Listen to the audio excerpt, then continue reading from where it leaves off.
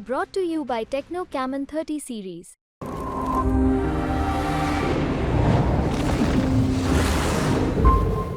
सासाराम लोकसभा की सीट। इस सीट पर बीजेपी के उम्मीदवार हैं शिवेश राम, वहीं कांग्रेस ने यहां से मनोज राम को उम्मीदवार बनाया। सुरक्षित सीट ये, यहां से कभी मीरा कुमार चुनाव जीती, लेकिन इस बार बीजेपी ने छेदी पासवान का टिकट काटा।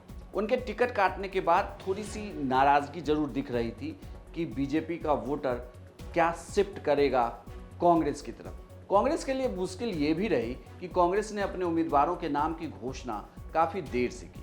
हालांकि चूंकि यहाँ 7वें चरण में मतदान हुआ, तो मतदान के दिन जो वोटरों का मिजाज था इस चिलचिलाती गर्मी में सासाराम की सीट पर, उसमें कई तरीके के कन्फ्यूज़न थे।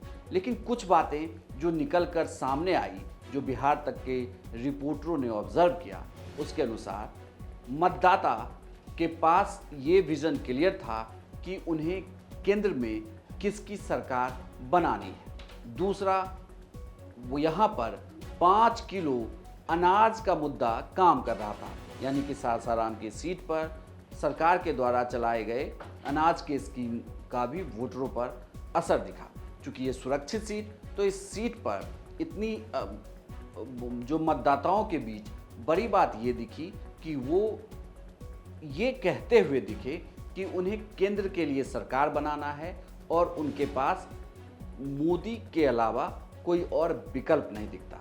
तो यहाँ पर उम्मीदवार बिल्कुल भी मायने नहीं रख रहे थे। बीजेपी मायने रख रहा था, दूसरी ओर कांग्रेस की पार्टी मायने रख रही थी।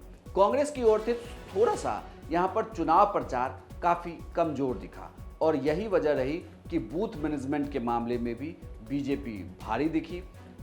कांग्रेस चुनाव प्रचार से लेकर मतदाताओं को, अपने मतदाताओं को निकालकर वोटिंग बूथ स्थल तक भी लाने में कामयाब होती नहीं दिख रही थी। इसका असर यहाँ दिख रहा है। लोकसभा चुनाव के दौरान हमारे रिपोर्टरों ने ये देखा कि सासाराम की सीट पर बीजेपी की मेहनत रंग लाई थी। हालांकि बीजेपी के लिए इस सीट पर ज़्यादा दिक्कत नहीं दिख रही है।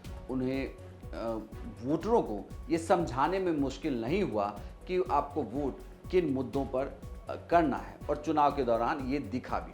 कुल मिलाकर देखें तो बिहार तक का एग्जिट पोल ये कहता है कि सासाराम की सीट पर बीजेपी की जीत हो सकती है। बीजेपी के शिवेश राम यहाँ पर चुनाव जीत सकते हैं। हालांकि ये एग्जिट पोल है, यानी कि एक अनुमान, रिजल्ट 4 जून को आएंगे जो इससे अलग हो सकते हैं। हमने ये एग्जिट पोल रिपोर्टरों की जानकारी के अनुसार आपको दिखाया। हर एक सीट का एग्जिट पोल आप देख सकते हैं। साथ ही 4 जून को सबसे तेज नतीजे भी सिर्फ बिहार तक।